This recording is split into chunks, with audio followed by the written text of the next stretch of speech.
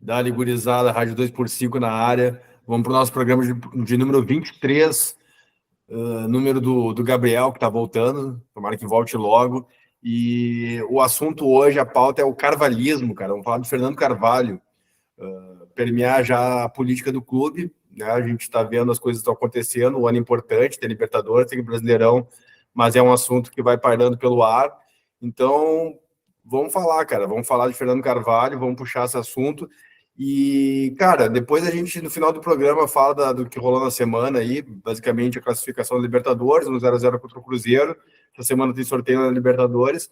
Mas vamos começar falando da pauta já, o carvalhismo. Então, vou chamar o meu camarada, Raoni Moreto, para falar aí, fazer uma definição breve do carvalhismo. O que te parece esse termo aí, cara?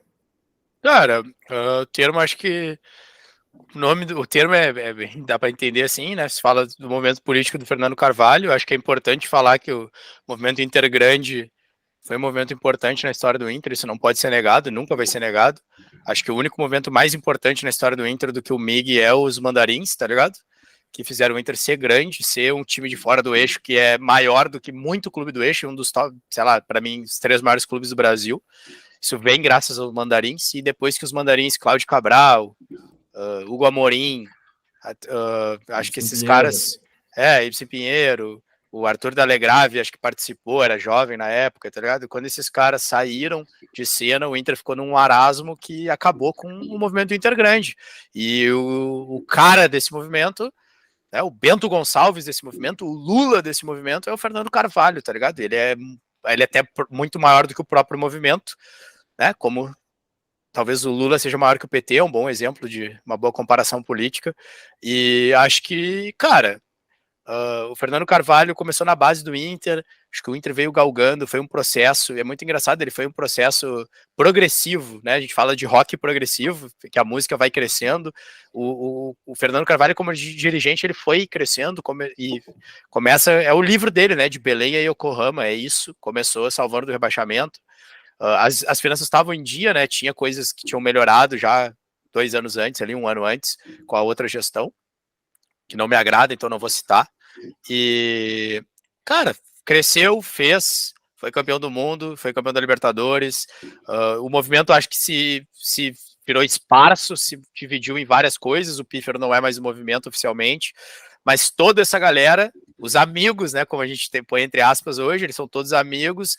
Acho que se adonaram do clube, acho que endividaram o clube.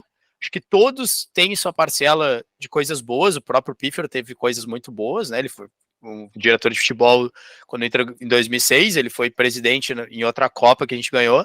O próprio Giovanni Luigi, uma galera critica muito o Giovanni, eu critiquei muito o Giovanni na época, frente de torcida, mas o Giovanni tem o mérito de não ter deixado destruir o estádio, de não ter feito a reforma lá louca, é uma coisa que tem que ser pontuada, o estádio ficou do jeito que ficou graças ao Giovanni. Mas, o Inter foi endividado, o Inter parou no tempo, o modelo é horrível, teve caso de corrupção, gente enriqueceu com o clube, não foi só o Pífero, não foi só o Afatato, tem que ser inocente para achar isso. Eu não vou citar o nome para não correr risco de processo, mas teve um cara que foi diretor de futebol que todos nós aqui sabemos, falamos com ele, o cara entrou no Beira-Rio dirigindo um Palio e saiu dirigindo uma Porsche Panamera, tá ligado? Isso não se explica, não é nem cabível, contratos absurdos, tá ligado? Então o Inter virou um balcão de negócios, muita coisa errada, e a parada ela precisa ser também delimitada, o que teve de bom no carvalhismo e o que tem de problema nessa apropriação do clube, tá ligado? Inclusive uma apropriação de ídolos, que é o que aconteceu no fim de semana. É um Andrés D'Alessandro chegar aqui com o uniforme de outro clube e vir aqui tumultuar o ambiente dizendo que a dívida é antiga, mas o problema é que não conversam comigo. O problema não é que não conversam contigo, o problema é que teve uma dívida, né, irmão? E a dívida é difícil de... Deixa eu chamar o Palilo aí, que eu acho que ele tá afim de falar desse episódio aí, cara. Qual é o lance que tu disse que ia ser polêmico nesse episódio do D'Alessandro aí, cara? Cara, é exatamente esse ponto, velho. É o ano inteiro passado, enquanto ele não era dirigente do Cruzeiro, ele viajou o Rio Grande do Sul inteiro, né, indo em consulado e representando. Ele não estava levantando uma bandeira política do MIG ou de qualquer outro, mas todos sabem a representatividade que ele tem junto ao MIG e também o apoio que ele tem com o MIG por ele. Cara, ele tem uma dívida, não uma dívida de gratidão, mas ele tem uma gratidão enorme ao MIG por tudo, né, que ele representou ao Internacional e por ele ter vindo junto com o Fernando Carvalho. Mas, cara, o ano passado inteiro ele viajou todo o interior do estado, visitando todos os consulados do Esporte Clube Internacional e levantando a bandeira, e todo mundo via isso no Instagram dele, era tudo isso. O D'Alessandro fez isso, muito, todo o ano passado inteiro. E o D'Alessandro, todo. E o D'Alessandro coloca em xeque um pedestal de ídolo, né, cara? Entrando numa disputa dessa, é um cara que, pô, todos nós aqui admiramos, torcemos e fomos felizes com ele, né, cara? Velho. E aí ele vai entrar nessa. Agora, sim, o programa, a gente passou para falar de carvalhismo, a gente está indo numa questão mais ampla de política. Uma das questões que me levam ao carvalhismo é por ele ser muito forte, muito maior que o próprio grupo dele, né? Ele se tornou uma referência de dirigente, o que ele fez, as coisas que ele fez, como ele desmontou os grupos, como ele fez a trajetória de Belém e Yokohama, né? Começando com um grupo muito fraco, disputando uma permanência na Série A, levando o título mundial. Mas uma das questões do carvalhismo, como a gente pode falar do lulismo, pode falar do peronismo na Argentina, quando a gente tem um líder muito forte, que se torna maior que o próprio grupo, que o próprio partido. Mas uma das questões que a gente sente falta hoje são de novos dirigentes muito fortes, e talvez o D'Alessandro seria esse dirigente novo. Ele se coloca nessa posição, né, velho? O que tu acha, Raoni? Claro. Pode falar. E eu acho que é exatamente isso, velho. É um momento que tu, velho, te preserva. Cara, entendo, eu acho que existe um erro, sim, daí falando só que a gente vai estar falando de política nesse exato momento, existe um erro, sim, da direção atual, de, cara, não ter um diálogo, de não conversar, de não efetuar o pagamento, ok, é dívida anterior, ok, entendo também a direção atual disso, tudo tem suas linhas. Mas, cara, velho, tu vinha ao público, cara, da Alessandra da Aldeia, tu conhece a imprensa local, tu sabe como é. Cara, ele fez de carta marcada todo esse lance, tá ligado? Cara, tu conhece as pintas, tu chegar como é que se diz ali, na área... Na zona mista. Na zona mista ali, e jogar isso. Cara, é carta marcada, tá ligado? É carta marcada, é pra ano de eleição, saca? Tudo isso tem um movimento, e aí daí entra na pauta do nosso carvalhismo, do MIG, e aí tem todo esse lance. E é isso que daí vamos lá no Carvalho, daí eu quero no meu ponto. Eu acho que é isso, daí falando do que tu quis falar, cara, daí eu acho que perde, velho. Mas aí não me surpreende se vir um nome, vamos dizer, supondo, vamos falar em ano político, vem o Melo aí, sei lá, vem o Luigi, algum nome aí, que é um nome que poderia surgir aí do MIG para ser candidato à presidência. E me puxa daí um nome de um D'Alessandro para ser o dirigente de futebol, né, como ele está sendo agora ali no Cruzeiro. Não vai me surpreender, velho. Porque isso. Parece velho. Parece até óbvio, né? Eu ia falar cara, daí isso me deixa mal, velho. Porque, cara, daí é sacanagem, é sujeira demais, e daí isso fica muito foda, tá ligado? Mas é isso aí, velho. Futebol, né, velho? O que eu acho de novos dirigentes, e que é um grande problema do Inter, eu acho que os dirigentes, e uma coisa que o Carvalho nunca conseguiu passar para ninguém, é tipo assim, o Carvalho entendia de futebol, né, meu? O Fernando Carvalho é um cara que entende de futebol. E o Pífero nunca entendeu de futebol, o Pífero dava entrevistas péssimas, inclusive sempre citando o Grêmio, etc, muito perdido. E o Giovani não é um cara que entende de futebol também. Quem conhece o Giovani, já conversou com ele, sabe que ele é um cara extremamente tranquilo, sereno, né, na administração, é um cara bem tranquilo, bem frio, assim, quieto, né, e até passivos, ele até esse termo. Mas levou que foi o cara certo para lidar com a questão do Brasil, né? Que eu tô falando dele. Mas assim, entendimento de futebol. A pauta é carvalhismo. Então, o Carvalho é um cara que entendia de futebol e não conseguiu passar isso para ninguém, inclusive os dois nomes mais fortes, tirando ele dentro do grupo. O que eu quero falar sobre isso é o quê? Mano, o Carvalho entender de futebol é uma coisa muito simples, o que o Carvalho sempre fez e é o que qualquer um deveria fazer. Mano, é assistir jogo. E não é assistir jogo da Premier League. Tu não vai contratar jogador da Premier League, assistir jogo do Campeonato Argentino, Sul-Americana, Libertadores. E, tipo assim, se o Carvalho fosse presidente do Inter, tivesse envolvido na política, em 2016, 15, o Inter nunca teria deixado de contratar o De Arrascaeta, porque qualquer um que visse um jogo do Defensor Sporting ia ver que o cara era muito bom jogador. E aí tu ia lá e pensa, pô, eu sou do Inter, um dos maiores clubes da América, assim como o River, como o Boca, como o Flamengo, tá ligado? Como o Peñarol. Então, eu vou contratar esse cara, eu tenho esse poder. Eu vou lá amanhã, pego um avião, eu vou de carro para Montevidéu, amanhã eu almoço com o empresário do cara no mercado do El Puerto e contrato o cara. O Inter fez isso durante muito tempo, por isso que o Inter foi grande, como diz o nome do movimento. O problema é que o Carvalho não conseguiu criar outro dirigente que entendesse de futebol. E hoje tu fala de novos dirigentes. Mano, o novo dirigente do Inter tem que entender de futebol. Faz muito tempo que a gente não tem um dirigente, um presidente, um cabeça de chapa que entenda de futebol, tá ligado? Que assista futebol. Exatamente, que assista futebol. Cara, e daí é um lance que daí, falando de carvalhismo mesmo, cara, daí eu vou ser polêmico de novo, mas polêmico positivo sobre o carvalhismo, daí eu vou citar novamente o meu avô, o grande velho Moacir, que eu já citei várias vezes aqui. O velho Moacir sempre me falou uma coisa, que existia um mafioso muito forte no futebol brasileiro, que era Fábio André Koff. Ele dizia que ele era, cara, esse cara, ele era... O Fernando Carvalho foi pupilo do Koff, mas não passou ninguém para ser pupilo dele, né? Exatamente, dele, o meu avô sempre falou, cara, o Fábio Koff era um safado sem vergonha. E, cara, no momento que o Fernando Carvalho foi do lado do homem, as coisas começaram a brilhar, o Inter começou a ter uma coisa na Conmebol, o Inter começou a ter voz na Conmebol, rolou aquele lance lá de 2005, o Inter levantou voz e daí meio que tentaram calar a voz do Inter, o Inter meio que se endireitou e as coisas começaram a andar.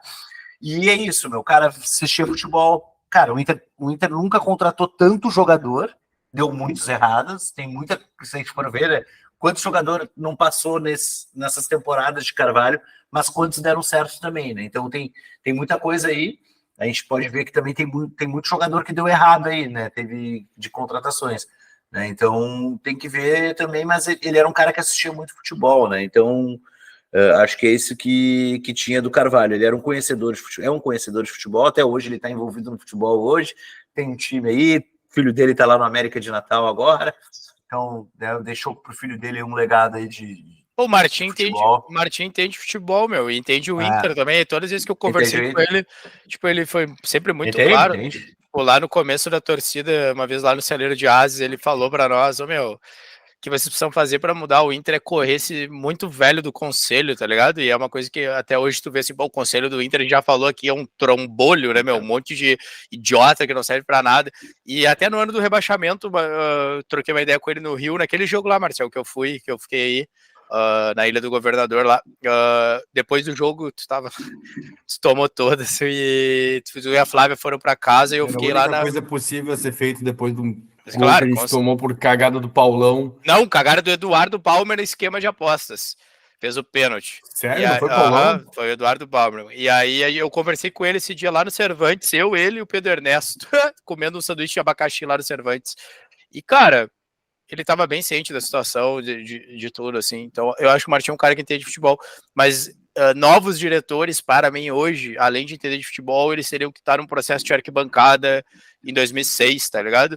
E não é porque é o meu perfil, e esse, nem o nosso como grupo, político ou não, seja o 2x5, esse podcast seja político ou não, eu digo mais pelo momento que o Inter viveu, tá ligado? Os mandarins revolucionaram o Inter, o Fernando Carvalho e o carvalhismo revolucionaram o Inter também, e agora esse modelo acabou, tá ligado? O Inter é um clube totalmente ultrapassado e a revolução vai vir de quem estava na arquibancada em 2006, isso não sirva aqui de pauta política para o povo do clube, eu já tô falando que esse movimento não é o povo do clube, já tô dando nome aos bois antes que tentem usar minha fala para angariar voto para o povo do clube. Não é o povo do clube esse movimento. Tem muita gente no povo do clube que eu gosto, acho que são bons colorados de arquibancada. O Alessandro é um cara que fala super bem, sempre respeitei o Alessandro e tal, amigo do Rodrigo também, um cara foda. Tem outras pessoas que devem ser foda no movimento, mas tem muita gente sem códigos, tá ligado? Gente fez muita coisa errada politicamente falando, tá ligado? Falando de política partidária mesmo, que pode querer usar o Inter de plataforma ou não vou entrar nessa discussão, mas eu vou dizer que são pessoas que dentro da política partidária não tem códigos, tá ligado? Gente que tá lá que não tem respeito nenhum, então não deixo levar para esse lado também de que o que eu falei de movimento de arquibancada é que seja o povo do clube, não é esse movimento, mas eu acho que sim, que são pessoas de arquibancada que vão salvar o Inter, por causa de N motivos. Eu acho que o Inter hoje é um clube que, tipo, ele tem sérios problemas, tipo, conceituais e também de dívida, tá ligado? O modelo não se sustenta. E eu vou levar até para mais além essa minha fala. Eu sei que ela tá longa, mas vamos lá. Quando a gente foi falar com os jogadores na Série B, a pedido da direção do Inter, do Marcelo Medeiros, do MIG, cara, venham falar com os jogadores. Já era o Marcelo Medeiros? Era sim, era. Era Medeiros. Venham falar com os jogadores, eles estão com medo de jogar, estão com medo de ser agredido. Quem falou aquele dia foi eu e o Branda, tá ligado? Eu falei, depois que eu falei, o D'Alessandro tinha recém chego de volta, e ele me chamou num canto e falou, pô, eu lembro de vocês lá daquela vez da carta do Grenal, pra mim e do Branda e tal, que dessa vez tu tava também, né, Palilo? E ele veio falar comigo e ele veio criticar as situações da gestão pífero. Uma delas que me deixou de boca aberta, que é o que? Não tinha chuveiro quente no CT no ano que o Inter foi rebaixado. Queimou, sei lá o que, do gás, da caldeira, não trocaram, os caras estavam tomando banho gelado depois do treino. Porra, isso é foda, né? Numa cidade que nem Porto Alegre, olha o frio que tá hoje, o cara tomando banho gelado, tá ligado? É foda. Só que um cara que sabe disso, já tá cooptado por esse mesmo movimento, o grupo de pessoas, isso me preocupa, tá ligado? Porque daí parece que realmente os caras são dono do clube, entendeu? Por isso que a revolução se faz necessária, na minha concepção. Não, e cara, é muita coisa errada também, mas o ponto que eu vou também comentar é impressionante ver o Inter e o São Paulo, velho, que eram dois times que eram exemplos de gestão, cara, é completamente zero hoje, né? Como ficaram ultrapassados, né? E ficaram vendidos a isso, sabe? De que eram exemplos antigamente e se venderam nisso, sabe? Mas o modelo não esgotou, assim, não se atualizaram, velho, e ficou para trás, cara. O Inter e o São Paulo tem a mesma crise política e o Juvenal Juvencio também não deixou alguém foda para substituir ele. O Juvenal é um dos maiores dirigentes da história do Brasil, meu. O cara era uma lenda, tá ligado? Mas são realidades assim, a próprio conhecimento do Fernando Carvalho de futebol chegou um momento mais recente e com a profissionalização e contratação de figuras específicas para isso, né, dirigentes remunerados, e a figura do vice de futebol foi uma vaga criada, né? A gente faz anos que não tem um vice de futebol e alguém que entenda de futebol lá dentro. E o Fernando Carvalho e outros lá mais antigamente fazem parte desse dirigente que sabia de futebol, que via futebol, o cara que dividia a vida profissional dele com o clube, fazia as contratações, os contatos, a parte executiva, que hoje, e com toda razão, o futebol cada vez mais com maiores valores envolvidos, mais profissionais. Hoje tem um setor no internacional para avaliar jogadores, né? A gente tem o CAPA e tem que ter isso, mas assim, eu acredito que ainda tenha que ter, sim, o dirigente que saque de futebol. E aqui fala um cara que não vê futebol, Eu vejo o Inter pra caralho e não tem paciência nem para ver jogo do rival e raramente quando tem alguma coisa relacionada com o Inter eu paro para ver jogo. Futebol é uma coisa que cada vez menos pessoas veem, cara, na real. Tem várias concorrências, a gente tem muito entretenimento, coisa para fazer, a vida é corrida, e tô com dois colegas meus aqui de grupo que veem futebol pra caralho. Que quando eu vou ver futebol, eu comento no grupo, porque eu sei que eles estão vendo, e aí dali a pouco vai ser uma resenha se eu estou vendo, sei lá, Independiente Del Valle versus Argentinos Júnior. Então, é cada vez menos, cara, e esse dirigente que vai sacar de futebol, mas também não é só isso a qualidade do Fernando Carvalho, a gente sabe disso, o carvalhismo é a pauta desse programa de hoje. Cara, o Fernando Carvalho soube fazer relacionamento com os jogadores, ele soube fazer o manejo, como foi muito bem citado, entender que tem que ir para a Conmebol, tem que participar do sorteio, entender que tem relacionamento com a CBF, que tu tem que cair de palmas quando tu vê que vai estourar a corda, como foi o final de 2005, tu tem que dar um passo para trás e ter o relacionamento, depois no ano seguinte receber os caras do Beira-Rio, engolir o orgulho, como bons políticos nos mostram, às vezes a gente tem que engolir o orgulho e sentar do lado dos caras. Mas cara, a gente não tem nada disso, cara. Só para fechar minha fala, a gente tem um relacionamento muito fraco nessa política externa do clube, né? A gente não vê o Inter, não conseguindo escolher data de jogo, não jogando em horários bons, com arbitragens péssimas sempre no Beira-Rio. O último jogo sábado foi um exemplo disso, o primeiro tempo. Aí quem faz esse papel minimamente, quem tem essa cancha, acaba sendo um treinador, que é o cara que numa entrevista questiona por que a gente não jogou domingo, questiona por que o juiz dá uns lances bizarros, uma falta que fazem no Bustos, o pênalti até é questionável, mas, cara, o Inter não tem força política, velho, e essa figura, e tá tudo concentrado em exemplos péssimos, serve para a política do Estado, do país ou de um clube, está muito concentrado que a gente vê a referência numa figura que já não está mais, que não quer participar, que cansou, que desgostou, e que, cara, não vai ser solução, mesmo que ele diga assim, não, voltei, tô aqui de volta, cara, não é a solução.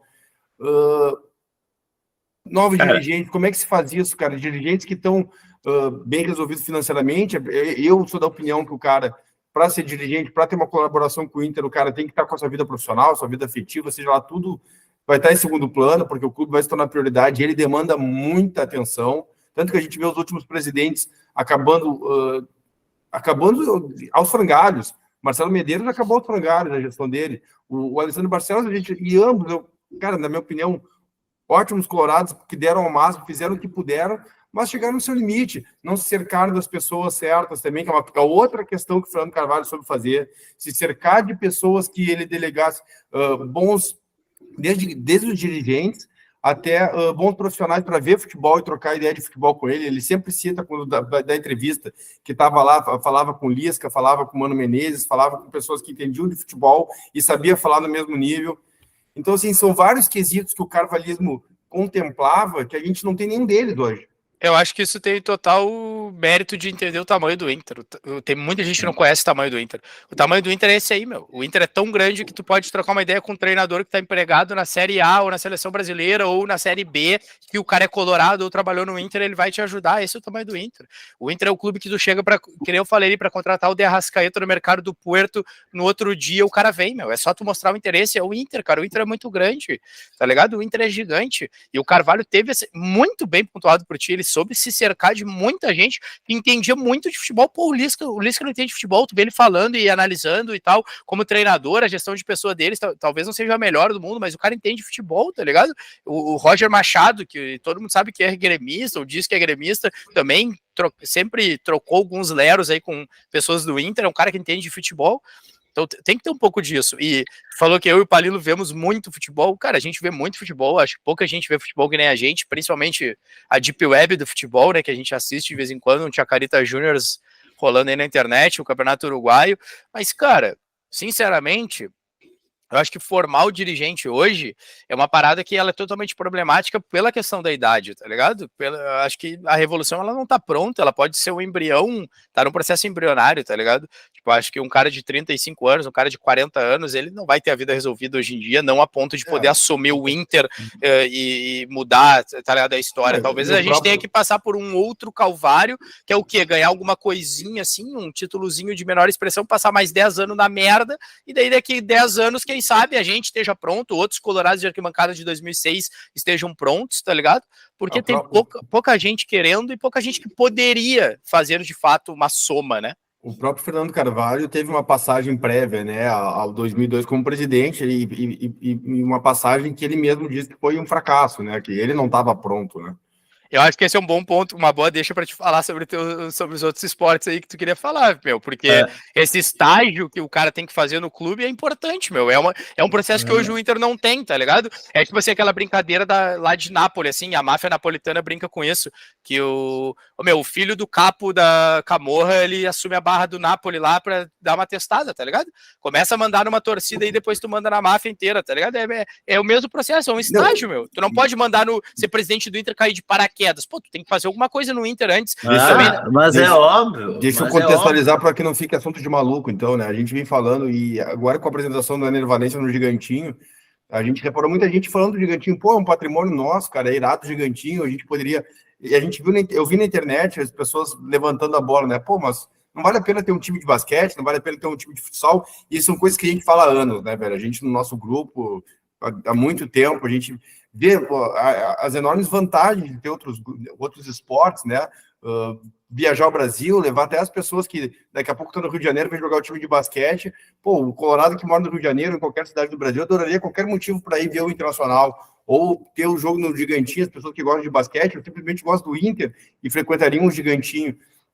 E a gente vê nos outros esportes uma oportunidade de ter uma incubadora de dirigentes, né? E aí até agora me veio na cabeça uma outra questão que é um problema, por exemplo, hoje que eu vejo no Alessandro Barcelos. Ele daqui a pouco tu bota muitos movimentos para cercarem ele, movimentos distintos, né? E não tem essa conversa. Eu vejo o Barcelos hoje como um presidente isolado, né? Ele não consegue se cercar de pessoas que estão em convergência com ele. E daqui a pouco tu poderia dar para grupos políticos os outros esportes, né, numa composição de chapa, a gente, cara, determinado grupo com essas figuras, por que você não pega o basquete? Pô, vai usar a camisa do Inter, vai ter a marca do Inter, cara, essa porra só tem que ser superavitária. Não perde dinheiro, meu camarada. Tu pode conseguir patrocínio, tu vai conseguir contrato de televisão, Fala aí, Raoni, tá chamando aí a palavra. Cara, é que eu acho que isso também tem a ver com entender o tamanho do Inter e as pessoas não entendem, tá ligado? Só 2 fatos. Futsal do Inter. Campeão do mundo de futsal contra o Barcelona, que fez gol contra para não jogar contra o Inter na semifinal. Os caras faziam um gol contra na própria goleira para fugir do Inter. O Inter é campeão mundial de futsal. Isso, para mim, e para todo mundo que entende de esporte, se você não pensa isso, já tô te cravando que tu não entende. Isso fala sobre o tamanho de um clube. Um clube que é campeão mundial de futebol e é campeão mundial de futsal é maior do que um que só é campeão mundial de uma modalidade. Qualquer um sabe disso. Talvez os gremistas queiram lutar contra isso. Mas tem um outro fato. Muito se fala sobre o basquete. Eu sou um cara do basquete, eu joguei basquete até o mais alto nível do Rio Grande do Sul, e eu posso falar, tem pessoas, a maioria das pessoas não sabem disso. O Esporte Clube Internacional é o maior campeão gaúcho de basquete na história do Campeonato Gaúcho de Basquete. O Esporte Clube Internacional é campeão gaúcho de basquete 14 vezes. Em 32, 33, 35, 37, 38, 42, 3, 44, 46, 69, 74, 75, 76 e 82. Em segundo lugar está o Corinthians de Santa Cruz do Sul com 13.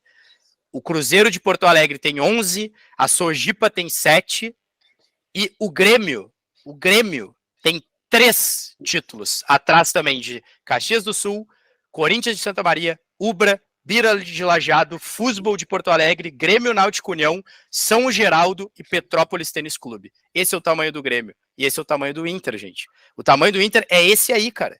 E a gente acha normal, não tem mais futsal, não tem mais basquete, vamos se apequenar, não sei o que, o Gigantinho tá podre, fica lá de salinha de torcida, tá ligado? Meu, e a reforma do Gigantinho que tinham feito, que era não sei o que. Mano, hoje eu chego no Beira-Rio e eu vejo primeiro o Gigantinho, cara, que é um bagulho horroroso todo mundo chega no centro, né, velho? A maioria, pelo menos. Então, quando é que o Inter vai voltar a se encontrar com a sua grandeza e vai gerir outros esportes? Fazer basquete no Inter é difícil? Fazer futsal no Inter é difícil? Porra, deve ser difícil fazer futsal no Atlântico de Erechim, né, irmão? Beleza, mas assim, com certeza não é fácil gerir um grupo um clube que nem o Inter e fazer as melhorias que são necessárias. O Gigantinho me parece muito claro.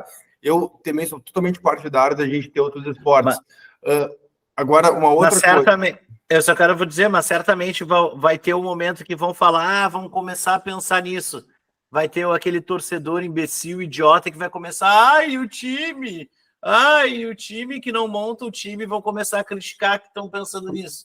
Tem isso também, tem que ter aí a comunicação com a torcida, velho. Assim, ó, velho, a gente vai montar um time de basquete, o time de basquete vai ter um orçamento separado, o cara vai daqui a pouco ter uma ajuda para começar ali, vai ter um valor de tantos, mas no segundo e terceiro ano isso aí vai ter que ser superavitário. Mas são questões... É um momento que eu preciso falar, uma parada, velho. Cara, fala. Colorado postou uma foto do caralho de uma criança lá, orientando lá na Barra, e tem esses idiotas aí falando do time, tipo, cara, xingando o time numa postagem do caralho. Mas é time. Isso, cara. Mas é isso, velho. A gente tem que lidar só queria dar esse desabafo. Assim, a gente se irrita, a gente tem que cuidar, porque, cara, é muito fácil a gente se irritar com os nossos, né? A gente tá num clube, a gente tem uma carência de títulos, a gente bate cabeça, velho, e é um clube muito grande, muito diverso, que, como a gente já citou muitas vezes, quase anárquico. Mas a gente precisa ter, cara, frieza para ver coisas que a gente pode fazer para aumentar a receita, para fortalecer o clube. Cara, uma questão muito importante, e vendo uma entrevista do Carvalho, que até foi a que eu falei e dei a sugestão para que a gente puxasse essa pauta hoje. Hoje, no Internacional, a base tá longe do profissional. E ele citou vários exemplos. O Edinho citou um exemplo na entrevista que eu vi dele também, que o cara tá treinando no sub-20, nas categorias de base, precisar de 2 malucos, chama ali, o cara vai sair correndo e aproveita a oportunidade. Hoje tá todo mundo em Alvorada, cara. O Inter não tem um CT, que não tem uma coisa que é básica para o futebol de hoje. É coisa que o maestro, o Oscar Tavares, fez no Uruguai, com a seleção uruguaia, com as categorias de base. Fez todo mundo treinar junto, velho. Então, assim, cara, o Inter precisa do CT, velho. E eu não vejo ninguém falar do CT, velho. O Inter teve receita do Yuri Alberto, não vi ninguém falar do CT. O Inter teve a porra agora da possibilidade de entrar dinheiro com as ligas. Eu não vejo ninguém falar de investir na porra do CT, que tem que ser feito para ontem, cara. O modelo do Inter, ele é totalmente fracassado e cara, parado eu no acho tempo. Cara, acho que não sei se foi a semana passada ou faz 2 semanas, acho que o Bess postou sobre isso, que fazia acho que 11 anos que o suplementar foi Desativado. Cara, são inúmeras histórias de atletas que se tornaram titulares, de jogadores do internacional, que foi por estar ali do lado que em algum momento chamaram o cara e aproveitaram a oportunidade. E que uma hora o treinador passou lá e viu o cara treinando. O cara não pode ficar distante, velho. Isso aí é por isso. Não é à toa que a gente tem um Estevão, que é a nossa figura da base, que não consegue jogar, não consegue bater um pênalti. E não consegue, não adianta. Quando o cara diz, mas aí botou o Jean Dias, não podia ter botado o cara da base. O cara da base não acertou pênalti, velho. O Jean Dias acertou dois, acertou dois. Então, assim, não tem o que fazer. O Mano Menezes não vai ter confiança no cara, velho. Até que pegar e ver um outro cara que tá lá treinando do nada, passou o Mano Menezes e olhou, aquele guri ali, o guri é cascudo, velho. Vou trazer esse cara pro treino. E é questão física, é questão geográfica. O cara tem que estar perto, meu. A categoria de base tem que estar perto. Então, assim, na época do Carvalho tinha isso, velho. Era tudo no suplementar, cara. Esse foi em 2012. 2012 foi desativado o suplementar do Beira-Rio. É uma coincidência aí, cara. Bem marcante, bem né? Interessante. Bem interessante, velho. Os cara acabaram com o antigo Beira-Rio, um estádio da Sérvia, e acabaram com o campo suplementar, onde a gente chocou ovo até no Fernandão e cobrava os caras treinando, e surgiu os caras da base, porque o Juarez vinha chamar alguém para completar treino e acham que vai dar certo. Porra, compartilhem da minha indignação, colorados. Porra. Lenha pra ele, tem pra todos eles, né, meu? Porra. Mas é isso, né, meu? Fazer o quê? Eu fico até triste pensando nisso, tá ligado? Como a gente tá mal servido de dirigente, até falar sobre o Barcelos, a minha opinião sobre o Barcelos. Tipo, o cara sabe gerir bem o clube para um caralho, mas acho que ele não entende uma bolita de futebol, meu. Acho que ele não entende uma bolita de futebol. Cara, eu vejo.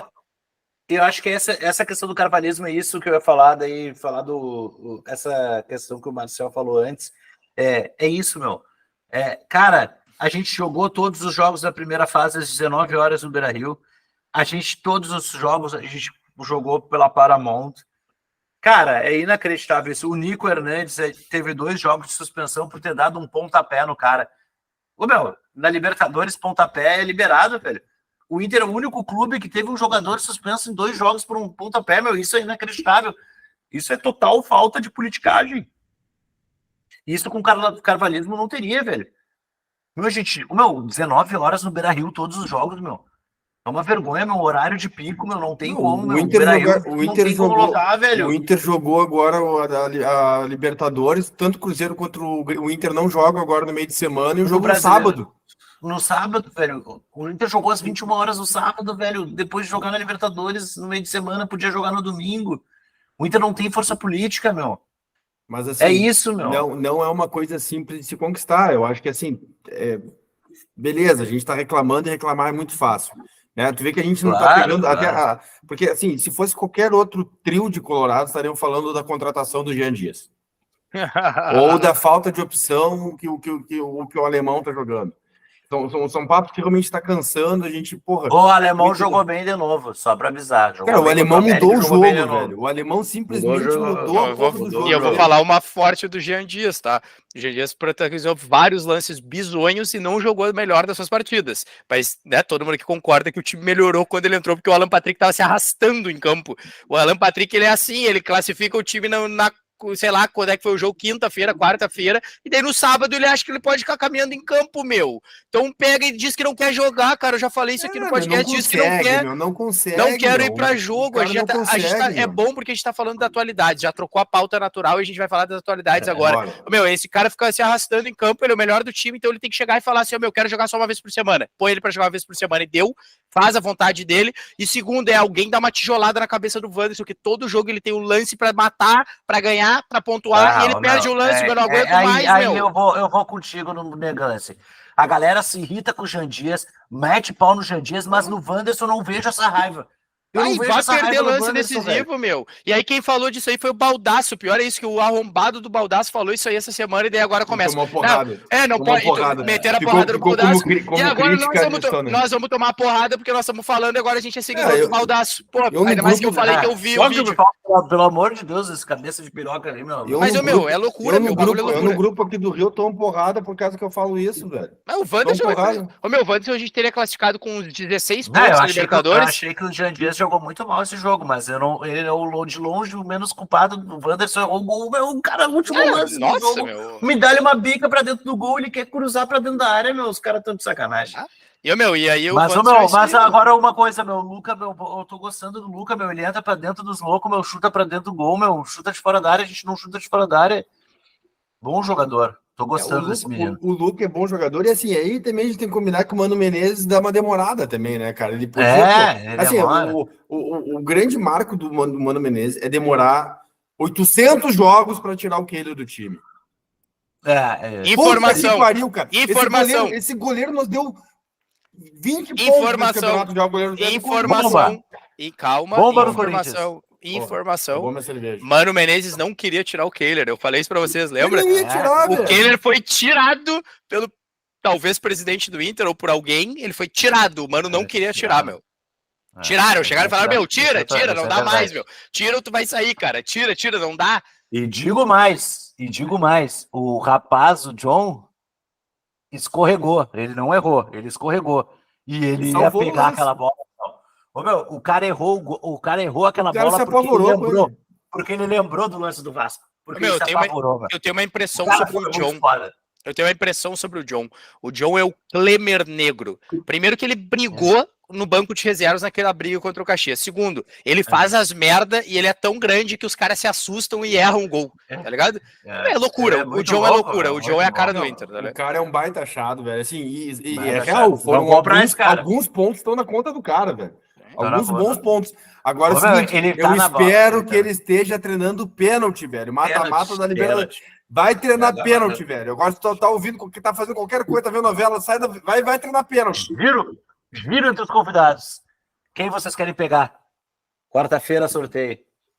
Eu quero pegar o Argentinos Júnior para voltar para Paternal, que eu fui em outubro com a Aline. Fiz a Aline num dia em Buenos Aires. Não, a gente vai. Eu tava no Cabagito, na Cancha do Ferro, comprando uma camisa do Ferro pro filho da Aline e pra mim. E daí eu falei, não, nós vamos pra Paternal, que eu quero conhecer a cancha do Maradona. Comprei uma camiseta do Argentino Júnior, quero voltar. Vou entrar no estádio da torcida do Inter com a camisa do Argentino Júnior e mandar todo mundo se fuder no lado da torcida do Argentino Júnior. Óbvio, os caras não vão entender nada e o Inter vai ganhar o jogo.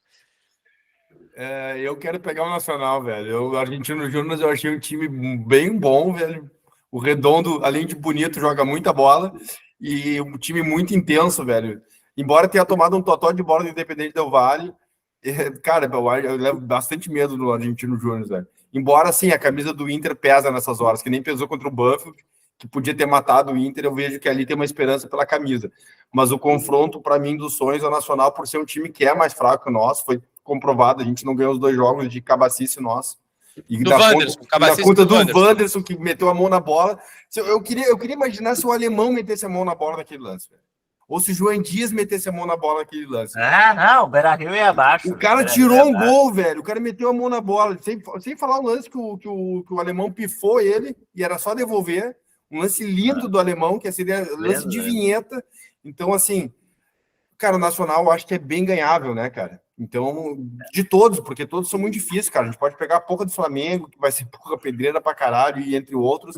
Atlético Mineiro também ficou em segundo, né? Então, assim, é só pedreira, então eu gostaria... River Plate também ficou em segundo. River Plate, então, doideira, velho. Eu iria no Nacional. Eu vou no Nacional também, mas eu vou no Nacional porque é isso aí, tudo que o Marcel tô assina embaixo, e a minha segunda opção é Atlético Mineiro. Bah, tem os dois colombianos também, né? Não sei se vocês gostariam de pegar. Tem o de Pereira e o Atlético Nacional. E o os dois Atlético passaram em Nacional. segundo. Eu não tenho medo não tenho medo dos colombianos também. Eu acho que os colombianos eram uma boa também. Uma boa mas também. eu quero o Atlético Mineiro, que o Atlético Mineiro com o Filipão, é só ladeira abaixo. Mas o Filipão é foda, velho. Assiste o jogo deles agora, meu. Eu assisti 3 jogos já com o Filipão e é ladeira abaixo. Não, eu assisto do Inter e o Inter é muito ruim também, velho. Então, não dava muito como parâmetro, tá ligado? Cara, mas eu tô gostando de ver o segundo tempo do Colorado. Tem um Colorado, tempo, né, bom. velho? O Inter joga um tempo, ou o primeiro ou o segundo ele joga. O próprio jogo contra o Jim, né? Contra o Independente Medellín. Cara, na real, jogou até os 30 minutos, depois não foi muita coisa, né, velho? Mas daí tu vai fazer o quê com 3-0 na cola, né, velho? Daí tu larga o jogo, né? Meter mais, tá ligado? Tá babando a gravata, fez 3-0, deu, né, meu? O Inter já com o físico babando a gravata, fez 3-0, já era. Não, só espera e vai. Não precisa de mais nada. Está tudo citado, né? Falamos do jogo de 0-0 contra o Cruzeiro, falamos dessa classificação contra a Libertadores. Últimos recados aí, fala aí, Raoni, dá teu tchau aí, velho. Não, meu tchau é que a gente vai pegar um time que eu quero ou viajar ou que seja na Colômbia, um time fácil, então, e era isso. Mas vai pra Colômbia, meu. Vai, se tu é colorado de verdade mesmo, você vai pra Colômbia. Olha os papos do Palilo. Gastar 14 mil pra ver o Mano Menezes treinando. Não, aí dá o sorteio, tu já faz que nem os colombianos, que nem os que tinham em Porto Alegre. Sai de trem, sai de ônibus. Pedindo carona lá. Os colombianos sempre viajam assim, é muito engraçado. Toda a história da Libertadores viajam que nem ciganos, gitanos, sei lá o quê. Eles chegam aí de qualquer jeito, de trem, de barco, de canoa e vêm alentar. Eles são vendendo miçanga e cocaína na estrada. Que loucura, né, meu? E sempre vem uns 6 caras só, né? 6 caras, 14 faixas e bomba meu boi, toma 3-0 e volta. Eu sempre penso na volta, né? Eu tenho que voltar com essa sacola nas costas. E é foda, irmão. É loucura. Valeu, gurizada. Meu recado que é o Inter sempre. Vamos lá. Valeu, gurizada. Até a próxima aí. Boa semana para todos.